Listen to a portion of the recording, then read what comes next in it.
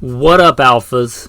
So, if you're not hip on the goings on at the Alpha Male podcast, due to studying analytics, I know that Mondays, for whatever reason it seems, whatever podcast, whatever the topic, they do far better. Slowly go down throughout the week in general, and then Fridays are by far the lowest, and I don't know why. But that said, with studying the analytics, the idea is to put out a brand new episode on Alpha Male and Gunfighter Life on Mondays and do a rerun on Fridays. So this is not in place of a new episode. It's just in addition to, you get a fresh episode on both podcasts on Monday. I don't just haphazardly pick these. It's that time of year where the beautiful colors are changing and you just want to spill blood on the ground. At least I do with hunting. It gets me thinking about hunting. The cool air in the mornings, at night, gets me thinking about hunting. I like putting meat on the table with my own two hands, slaying a beast and consuming it, and I don't apologize for that. Anyway, I really think this episode is worth putting out again. That old adage, go west, young man. The American West is full of public land that belongs just as much to you as any other American citizen. I encourage you to go take advantage of that. Literally millions of acres of beautiful national forest and wilderness that you are allowed to hunt. It's perhaps the last great safari for a common working man to be able to afford. So if that is you, I know that inflation and gas and things aren't as cheap as they used to be, but I don't know that I see that turning around anytime soon. So I hope you listen to this podcast with an open mind, think about it, consider it, and have a blessed day. Hello, and welcome to the Alpha Male Podcast, the podcast for men who are not ashamed or afraid to walk out and be what we're created to be. Strong, dominant, brave, made in the image of God, without apology. With that,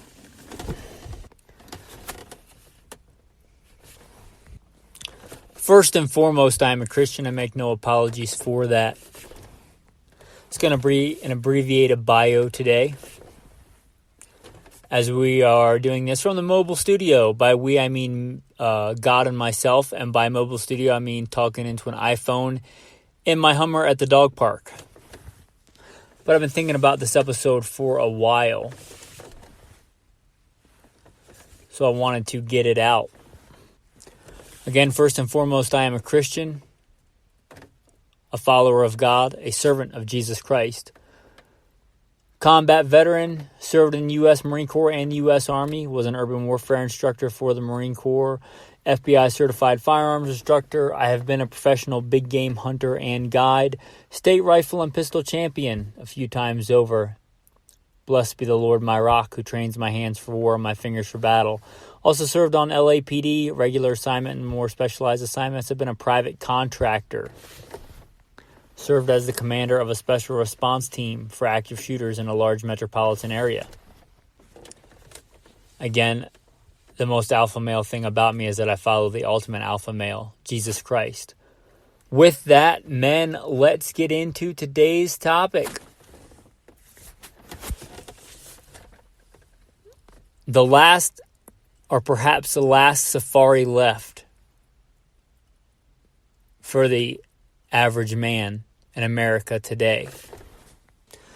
Now, you could define safari different ways, but if we define it as an expedition to observe and hunt animals in their natural habitat, I think we could define this as a safari. And I think since most of the U.S. population lives east of the Mississippi River, it would still seem romantic and adventurous to go out west and hunt.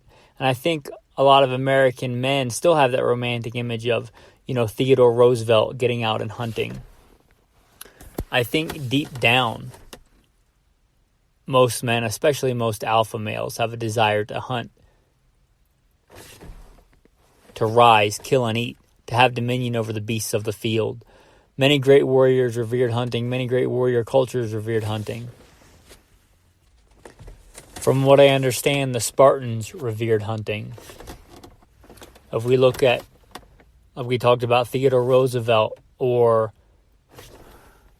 George Washington,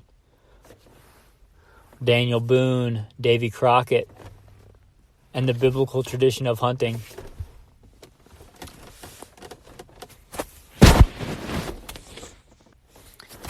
I'm not saying that you have to hunt to be a manly man, to be an alpha male, but I'm certainly saying that many, many alpha men do it. And I think in whatever way, it is part of your duty as a man, as an alpha male especially, to be able to provide and protect for those around you.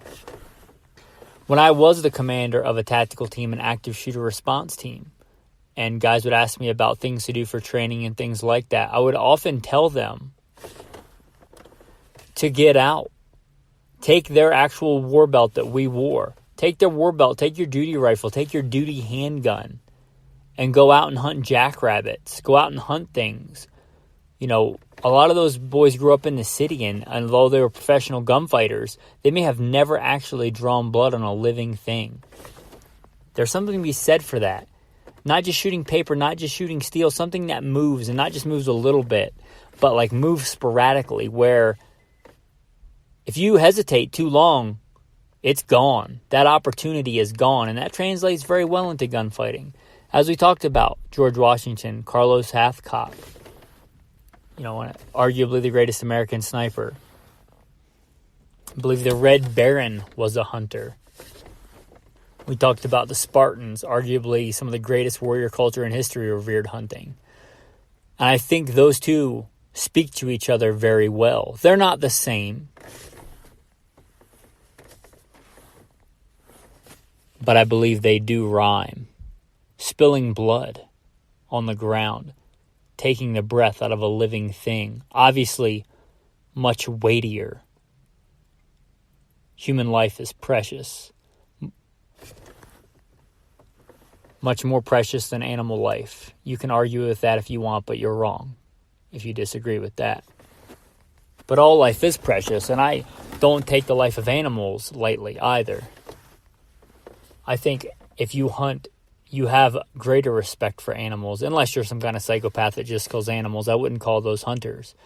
But I remember being a very young man hunting with my father, and I remember it was a heart-wrenching ordeal. And even back then, I had decided I didn't want an animal to suffer. I don't want an animal to suffer, and if you're a good hunter, you don't allow that. And I think there are important lessons to be learned from hunting. Like, you can, by God's grace, go out into the wild with a tool in your hands and provide meat for yourself and for those under you. That you can protect, that you are proficient and efficient as a killer.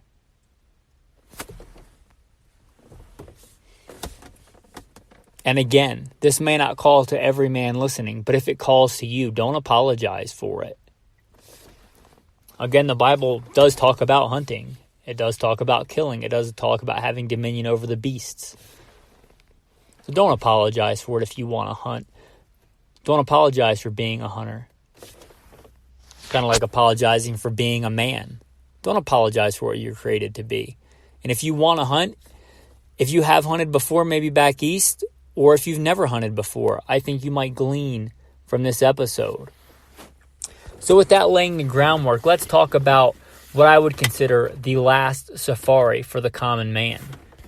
Back in the 50s, a man may have been able to work a factory job and support his family, being the only breadwinner, and be able to save up and go on grand vacations and go on safari. But let's do what we can with what we have right now. And you may have the means to, save up and go on that trophy elk hunt in Colorado with a guide, or go on that Alaskan sheep hunt. But I'm talking about for the everyman. You may not have the disposable income or may not wish to spend 10 grand, 30 grand, 60 grand to go on one of those hunts. And remember, I was a professional big game hunter and guide. I have done that. I know what those prices can be. In fact, I tried, as a professional big game hunter and guide, and I worked on a very large ranch where I would still consider it wild hunting. These animals had, if they got away, you may not see them again, especially in the days in a hunt. So it was definitely what I would consider fair chase, hunting things like buffalo and elk and all manner of exotic species, whether African or Asian. But they were expensive. They were expensive hunts. And I tried to get something going, a learn to hunt class. And I tried to do it as affordably as I could while still being able to make a profit for myself and be able to make it worth the owner of the ranch's while. For not trophy animals, but just like animals that needed to be culled, needed to be taken out of the herd, overpopulation, getting too old, whatever. And even that was going to be quite expensive. And I tried it and it didn't work just because I think most people weren't willing to spend the money on it.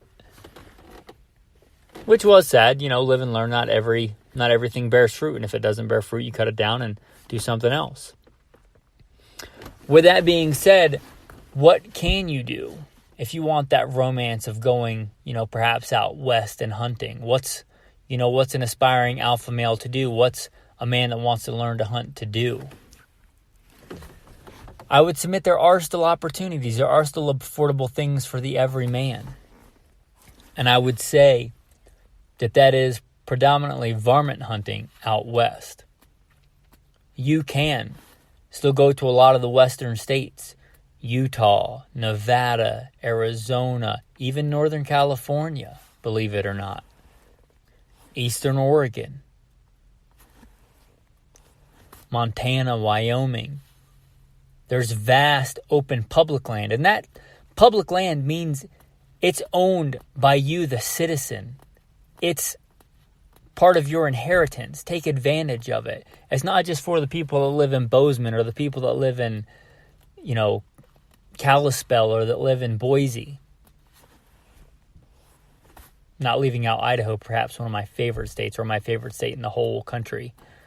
I've been to, I believe, 48 out of the 50. But it's not just for them. It's for you, too. If you live in Detroit, it's for you. If you live in New Jersey, it's for you.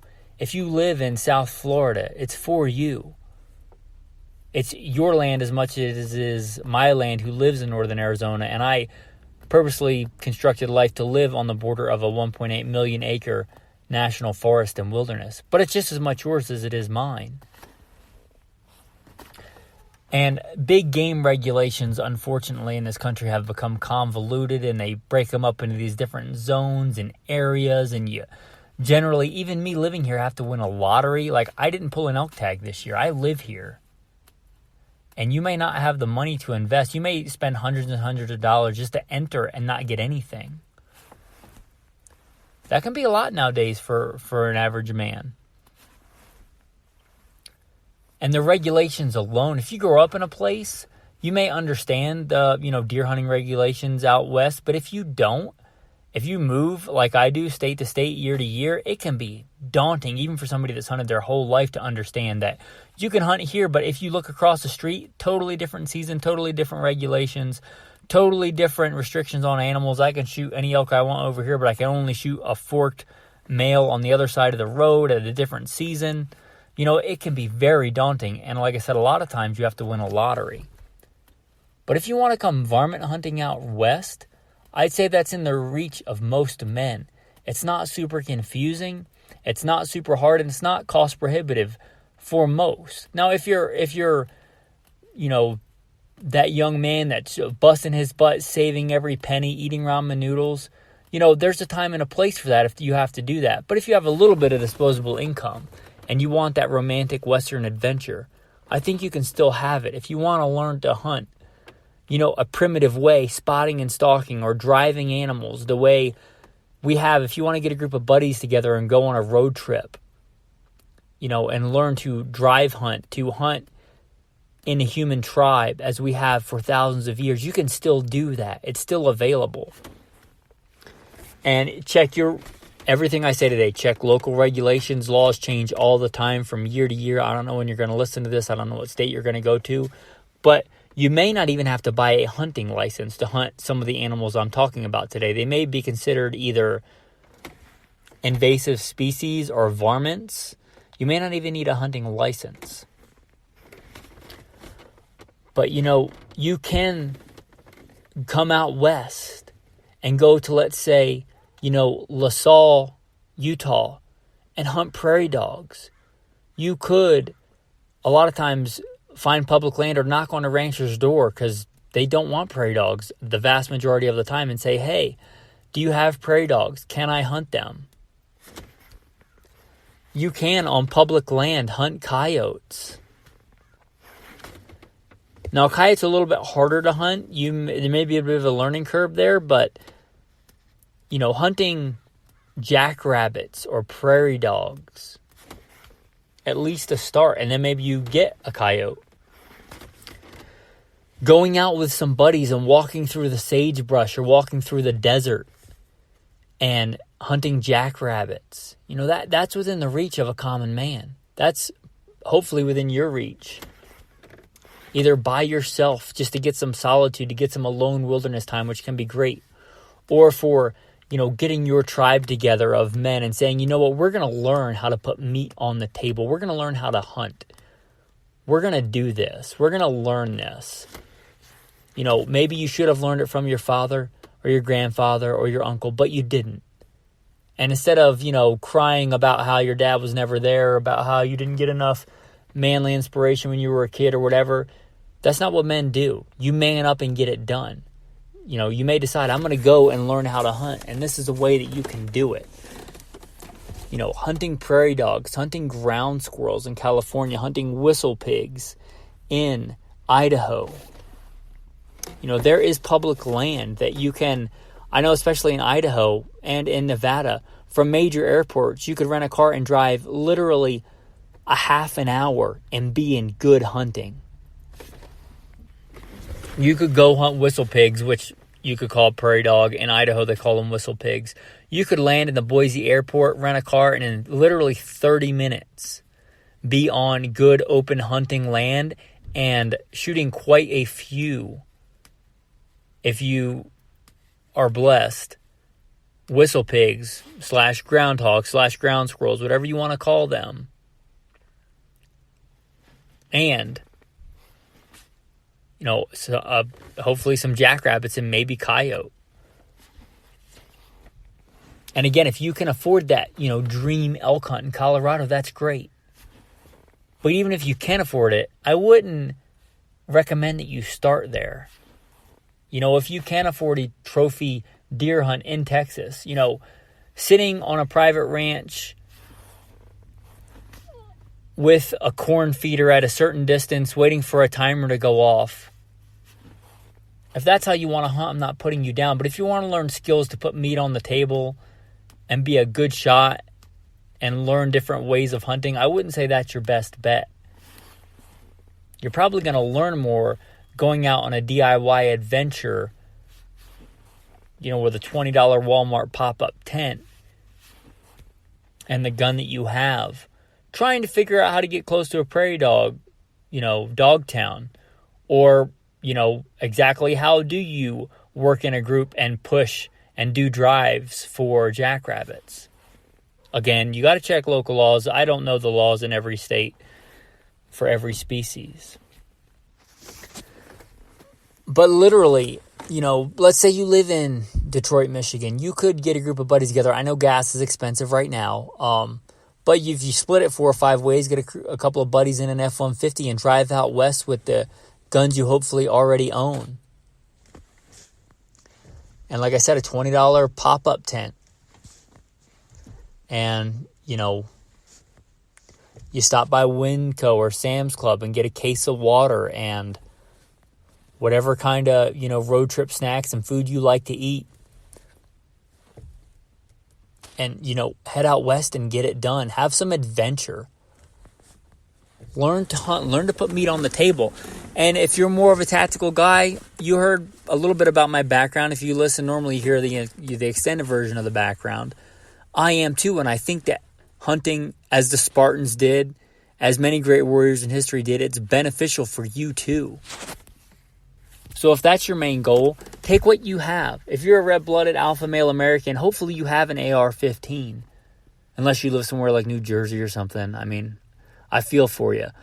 But hopefully you have, an AR-15, a Mini 14. Take that. You can shoot groundhogs with that. You can shoot prairie dogs with that. You can shoot coyotes with that. Is it as good as a good, bolt action bull barrel 22-250? No, but it's fine. It's actually one of the places where crossover the AR-15 is great. That round was originally designed as a varmint round. That came from the 222 Remington for varmint hunting. It's a great choice. Again, is your 16-inch carbine with a red dot as good for coyote hunting as something specially built?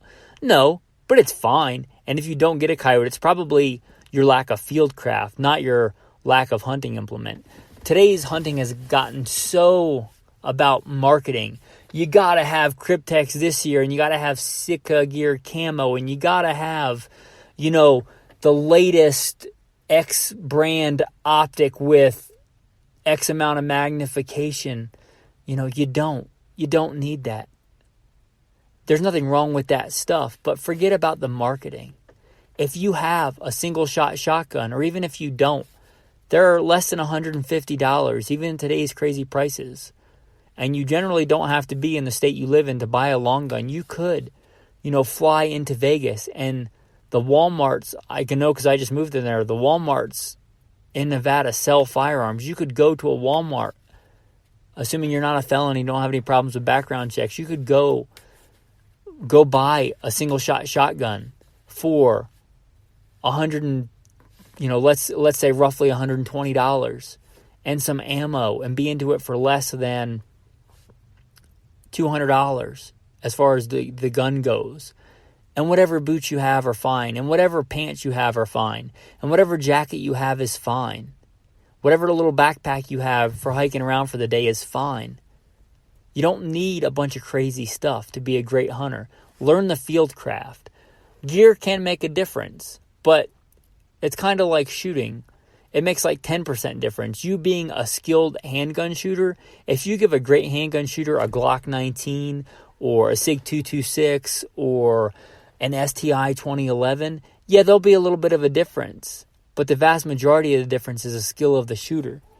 If you want to learn good field craft, good hunting technique, how to spot and stalk, how to call game in, how to get hits on living, breathing, moving creatures, go do it with what you have. If you have, that single shot shotgun or that pump action 870 that you've had for forever, that'll work. If you want to buy something for this, I think even within the reach of most common people, no matter where you live, I think most states this would be legal in pretty much every state. But, go get, my number one recommendation would be a Savage Axis N223. They make the combos that come with a 3-9 scope. And in my experience, Savage Axes have been ridiculously accurate for the money. For a couple $100, a Savage Axis N223. You could kill all the species we talked about well. You'd be within a couple percentage points of super expensive high-end gear. And the good thing about the 223 is the ammo is cheap and available. You can hunt prairie dogs with that. You can hunt coyotes with that. If you decided later on you wanted to hunt deer, move up to something bigger, it wouldn't be my first choice, but the ammo selection for 223 has come a long way, and with the right grain bullet and the right shot placement, you can get it done. But anyway, if you wanted to do all that and have a rifle, the Savage Axis, there are other options. I'm just saying, if you don't know where to start, I would start there and look at that. A Savage Axis, I'm a big fan of stainless, but you can get them for a couple of $100 with a scope. And the 223, is a cheap and affordable round. So for a couple of $100, if you want to go even less, like I said, go the single shot shotgun route and go out and hunt jackrabbits. And then you got a good home defense tool when you go home if you don't have any weapons. But whatever weapon you have, if you want to just go with that, go with that. My nephew, whom I love, who was a good young man, Eagle Scout, he didn't own any guns at the time. Now, the first gun that I ever owned was my uncle's 410 bolt-action Mossberg shotgun, probably worth $50, especially in the condition that it was in. But it was my first firearm, and I took many things with that hunting as as a boy. And my nephew came out, and I was like, all right, you're staying with me. We got a project we're going to do. We're going to restore this old gun. We're going to get some cold blue and, some true oil or whatever kind of wood finish we had. And we refinished that old gun, and he didn't know it. But when he refinished it, I gave it to him. Monetarily, maybe worth $50, $75 for that shotgun. It was beat to crap. Old bolt-action Mossberg 410. But we went out and we went hunting with that. And you know what? Now he still hunts. He goes out back home when he went back home, he hunts geese and ducks and things like that. And he's since got, a Remington 870, a much nicer shotgun. But I bet he's not going to forget that old bolt-action 410. It was given to me by my uncle. And I gave it to my nephew. And hopefully one day he'll give it to his kid or his nephew.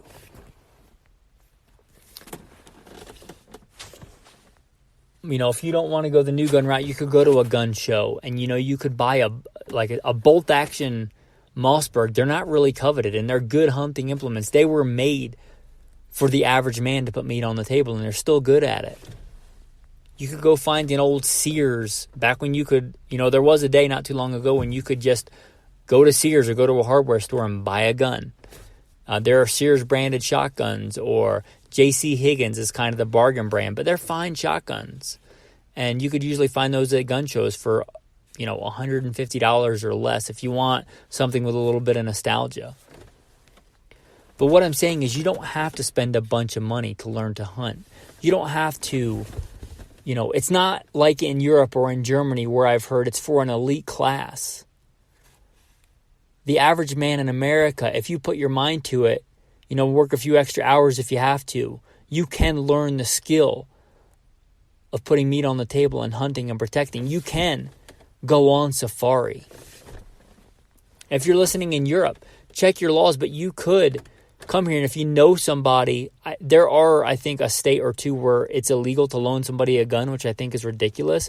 But if you know somebody here, I've heard in Europe, a lot of places, it's for like an elite class, which is sad. Hunting should be for every man to be able to put meat on the table. But sadly, it's not the way in Europe, and it's getting that way in America, especially for big game. It's kind of it's seen as like an elite thing. But it's not meant to be that way, and I don't think it's right for it to be that way. So even if you're listening in Europe, check into coming here and going out west and being able to, if you know anybody that you can borrow a gun from and have them take you out hunting, I think it's worthwhile. And I don't think it's something you'd ever forget. And again, if you're looking into this, you want some top picks, I'd say my number one pick would be Idaho. I love Idaho. It's just beautiful country. You can fly into Boise, and Boise's kind of right on the mix. You can hunt some beautiful mountain and wilderness areas not far from there. You could hunt high desert if you want to hunt what I would say easy game to learn on.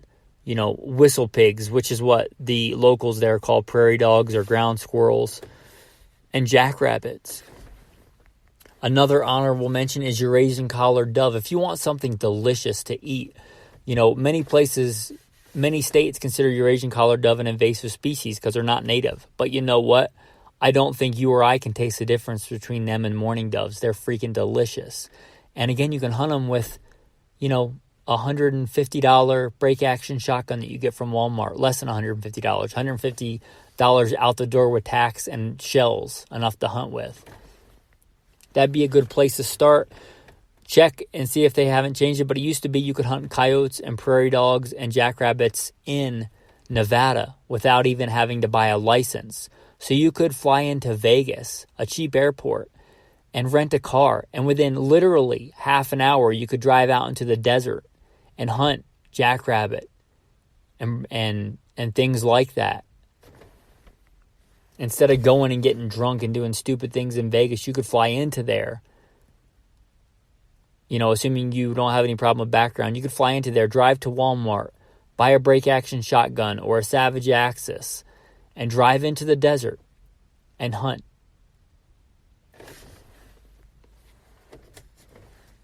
Buy a cheap rabbit call and try your hand at coyotes once you've killed a few jackrabbits. Those would be good places to start. And maybe look into other places. If you've always wanted to go to Oregon, maybe drive and see the Oregon coast, which is beautiful, and drive to Eastern Oregon, which is very much different than Western Oregon, and see about hunting out there. Again, my top picks would be, if you're really looking to pinch pennies, a break action single shot shotgun. You could check that out. Or if you want, a good rifle, the Savage Axis for a couple $100. It comes with a scope and 223. I just did an episode on gunfighter life. If you don't know, that's a whole other podcast we do that's just about guns and gunfighting on the top 3 varmint calibers. It ties in nicely with this one. And then also I did one on the Walmart Adventure Survival Kit. You could go check that out for cheap, effective gear to go do this stuff, go on safari. Obviously, if you're going to do this out west, it's not like back east. You could go for miles and miles and days and not see a road, especially in wilderness areas. So, don't be stupid. Carry your Bible, carry a compass, carry a way to start a fire, carry an emergency, space blanket. But, don't be afraid as a man, especially as an alpha male.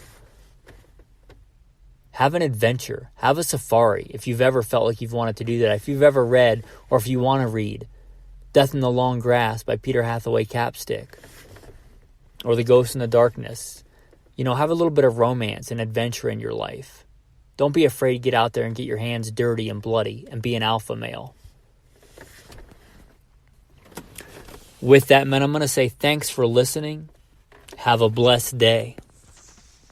If you like this podcast, you may also like Gunfighter Life, which we talked about. If you care about the important stuff, you may like Simple Man Sermons, the preachings of a simple man called by God to share the good news of Jesus Christ.